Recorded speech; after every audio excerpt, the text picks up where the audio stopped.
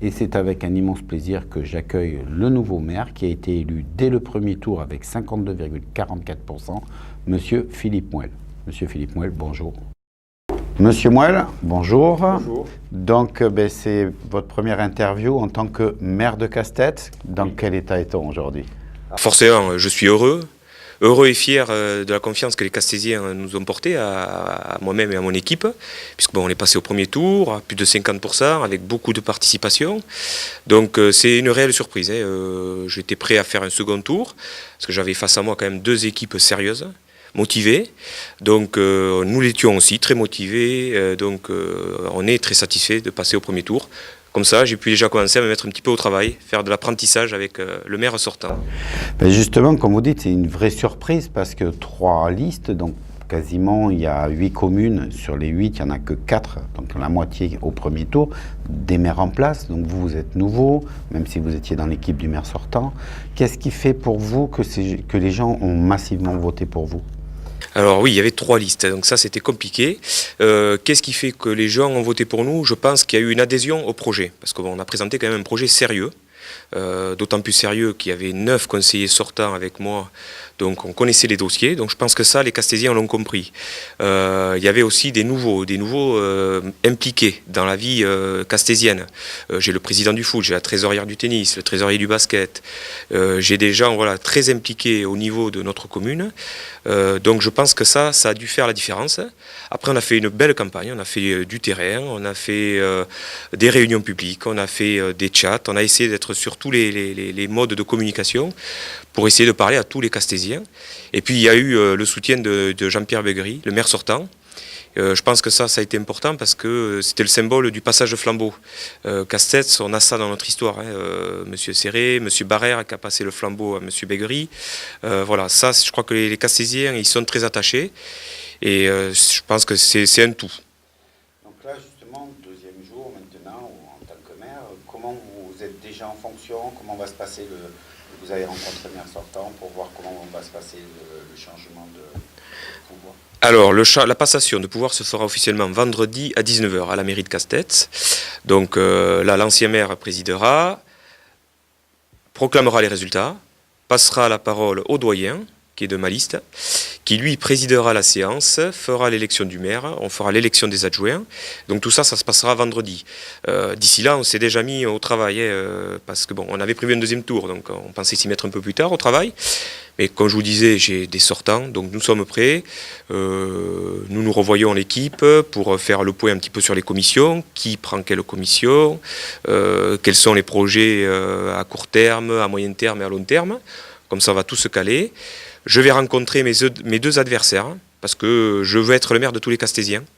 J'ai une partie des Castésiens, une majorité qui a voté pour moi, mais je veux vraiment être le maire de tous les Castésiens. Donc je tiens vraiment à rencontrer mes deux adversaires pour voir avec eux comment on va fonctionner dans ce nouveau conseil municipal. Et puis il y a un travail aussi sur la communauté commune où on commence à travailler. Je rencontre les élus nouveaux du canton, j'en connais certains anciens, donc voilà, on commence un petit peu le travail déjà un peu partout, plus je commence l'apprentissage, donc j'aime bien ce mot parce que je suis attaché quand même à l'apprentissage.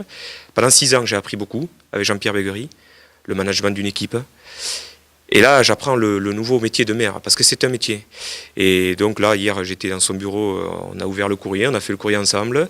Là, aujourd'hui, de nouveau, on va se rencontrer, on va se passer les dossiers, parce que Casse-Tête, c'est une commune qui vit, et il ne faut pas perdre une semaine. Donc il faut vraiment être à l'affût sur tous les dossiers. Justement, vous allez être présent énormément à Casse-Tête, c'est votre travail. Donc, vous allez avoir du temps, mais vous allez être très pris puisqu'il y a la communauté de communes et la communauté de communes, les équilibres ont changé. La défaite de Subsol, je pense, va entraîner pas mal de changements. Comment vous allez aborder tout ça? On va aborder les problèmes les uns après les autres. Donc la communauté des communes, oui, il y a du changement. Il y a 10 communes, là on est 35 délégués. Moi j'ai personnellement passé mes 5 délégués. Donc ça c'est très important pour moi parce que ça va me permettre de bien travailler derrière, contrairement à Saint-Julien-Borne où il va lui manquer un délégué qui est dans l'opposition. Donc pour nous ça va être plus facile. Après on va se rencontrer, j'ai déjà commencé à rencontrer les nouveaux élus. Je connais les anciens comme M. Trambouze à Vielle-Saint-Giron. Donc je pense que l'idéal c'est de pouvoir se rencontrer, de pouvoir de trouver le petit dénominateur commun et de faire vivre cette communauté des communes qui en a besoin. Le siège est à Castets. Donc nous, on connaît bien cette communauté commune. Mais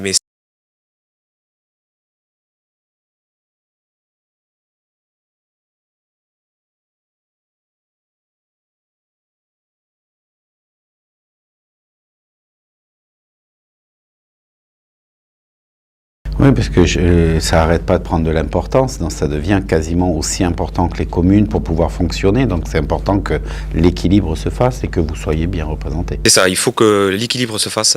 Ça devient très important. Nous, dans notre programme, on avait insisté sur cette mutualisation des grosses communes pour les petites.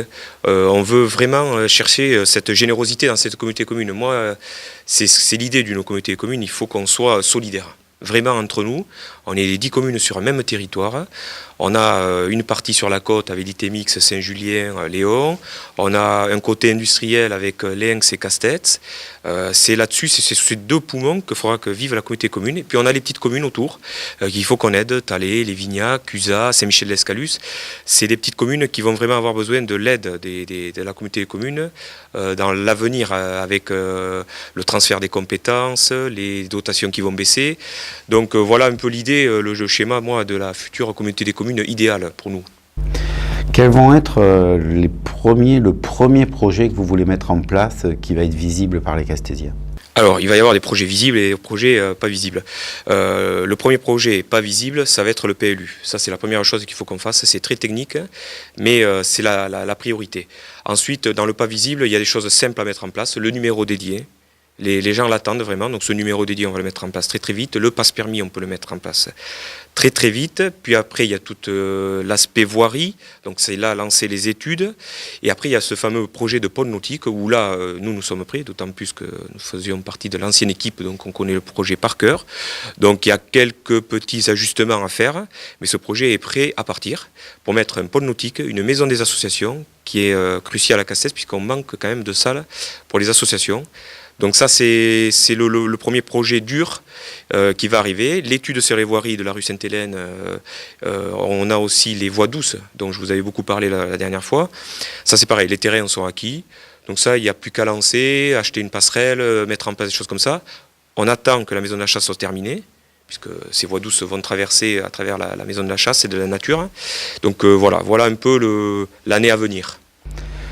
Dans tous les rôles de maire, vous allez aller de temps en temps, je pense, voir l'école, voir les petits jeunes. Est-ce qu'il va y avoir des échanges, justement, avec les associations, avoir des groupes qui viennent? Alors, il y a déjà beaucoup d'échanges à Castets, intergénérationnels. L'école va à la maison de retraite. Ils lisent des livres entre eux, entre la maison de retraite et l'école, via la médiathèque. Ils ont fait un livre de cuisine entre eux. Les jeunes apprenaient la cuisine aux papis-mamies comme eux, ils la connaissent, nuggets et compagnie. Et les petits papis-mamies apprenaient la cuisine comme eux, ils la connaissent aux petits jeunes. Et ça, c'était des échanges formidables. Vraiment, c'était magique. Il y a des échanges aussi avec les associations. Je pense au cinéma, qui a fait un festival avec, dans le jury, des personnes âgées, avec tapis rouge, etc. Donc tout ça, ça existe. On veut le valoriser, on veut continuer. On a une nouvelle salle des fêtes qui a été rénovée récemment.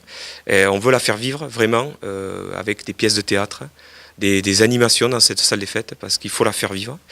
L'école, donc, qui a les rythmes scolaires, nous avions anticipé, nous avions mis en place l'an dernier.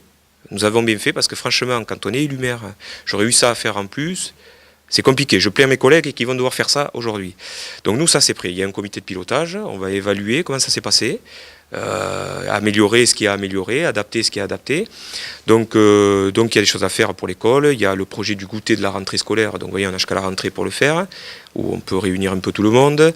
Voilà, il y a plein d'idées à mettre en place intergénérationnelles.